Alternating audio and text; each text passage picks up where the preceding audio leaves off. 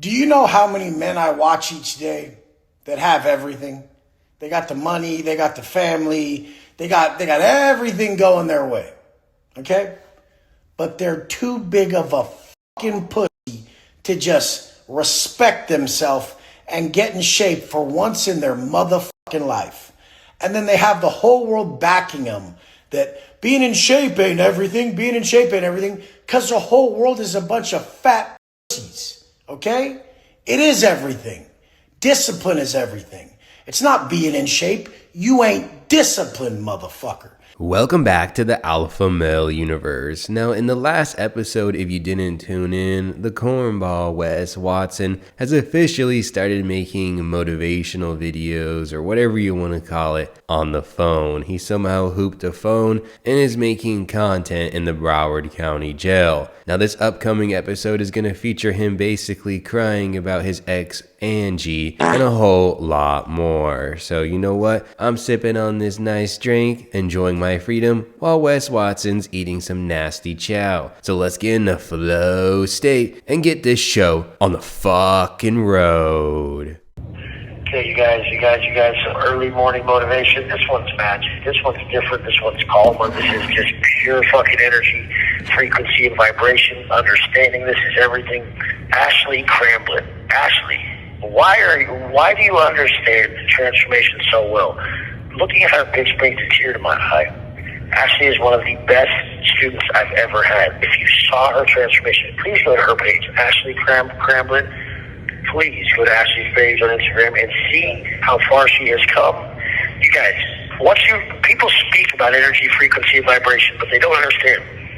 Alright, no one gives a fuck about Ashley and no one cares about frequency and vibrations. I mean, little bro is down bad horrendous in that jail. What are they feeding that guy to go back on a message he used to make fun of? I remember Angie used to always preach frequencies and mind body whole, right? If you're an OG AMU viewer, you'll know what mind body whole is, right? If you don't and you're new, ask someone in the comment sections, okay? But long story short, he used to make fun of his ex who used to preach this message after she dumped his ass. And now it's just so funny seeing him go back to it. Like, he is now going back to the fitness. He's going back to vibrating himself. I mean, what is going on? And this is just a beginning. You have to understand, this is possible for all of you guys. I don't care if you're so beautiful on the outside that the world greets you already in a way that you think you want to be greeted. Most beautiful people are greeted in a shallow way. They're not greeted wholeheartedly. They're not greeted with the presence of, I'll ride with you through this. I love you. You know, we vibrate at this frequency. These frequencies vibrate. These energies link. Most people who are beautiful on the outside get negative energy because they don't realize inside they really are negative because they're not doing the work. They're not listening to God's directives. God's directives are simple. God tells you every day through your conscience what needs to be done. So all you beautiful people out there, don't just think, hey, I made it. Really listen to God's directives and He'll tell you what you need to get rid of. And it's usually what we need to get rid of. It's not usually what we need to apply to our lives. It's usually what we need to add. You need to add something to yours. It's usually what we need to take away, not what we need to add. You usually need to take away something that's blocking you, something that's blocking you from being your best. And it's coming from the devil's environment. The devil's environment is the playground that we love so much. God knows I love it, you love it, we all do. But it does drag you down. You do have to exist in it somewhat. And you do have to have friends and pull people out of this pit, this fire, this hell that people know too well as pleasure and enjoyment. You do need... Man, that arrest really shattered this guy's ego. He wants to preach a message of Jesus and love now. I mean, just a couple of months ago, he was talking about how he'll curb stomp people's heads in, and now he wants to glaze. That's what happens when you get turned into a bitch, right? When the world slaps you across the face and makes you realize that you're not that guy. And he had all this bullshit, right? These rented Lamborghinis, Lamborghinis, these rented BBLs, and now he has is just a celly. He just has a cold ass bed and a celly, and now he's crying like a bitch on the phone talking about, oh, you need to read your Bible, you need to spread some love. Yeah, you chump, you had years to do that, and now everyone's just laughing at your ass. You know, honestly, I never really thought that these phone videos were ever going to be funny, but people have been commenting down below that these are some of the most funniest videos ever in the Wes Watson lore because he's in jail and we're not, you lame. And everybody else is writing me, Rob, Jose, we fall in love with women, and we don't let them out of our heart very easily, even if they wronged us. And I think that's a great thing in 2026, because a lot of men have become hardened in their heart because women have become opportunists. And I want you women to stop that shit and really remember that men have hearts too, and you should really adore a man who loves you back. And all the women that I've loved, I still love you, every single one of them. And I'll never have hate in my heart for any of you guys. And I just want you to know that you are loved, and have a great day. I had my mom text Angie this morning and say, you're loved, and hug her and tell her that I love her. And it's just amazing. Proud of myself for that.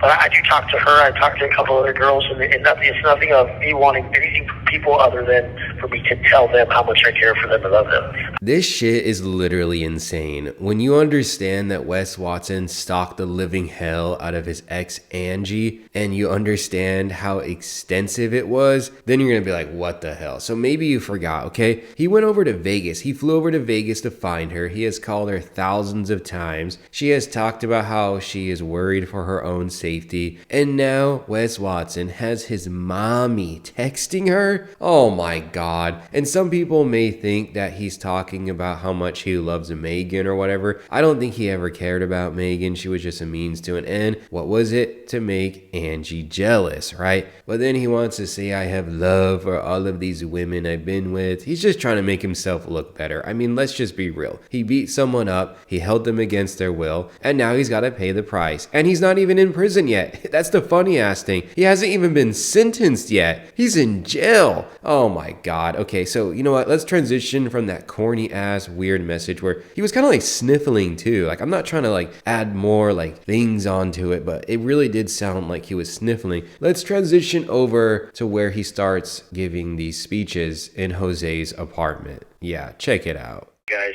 it's been massively exciting for what the fuck this place is. I got moved again, so this is the third move since I'm at the Tonki facility. And I think it's just they just think I'm a fucking rock star. They got me on tour. They want everybody to get a little piece of me, I guess. But whatever. Whole thing is I don't give a fuck. I stay with my program. I get up right 2:30, 2:45-ish.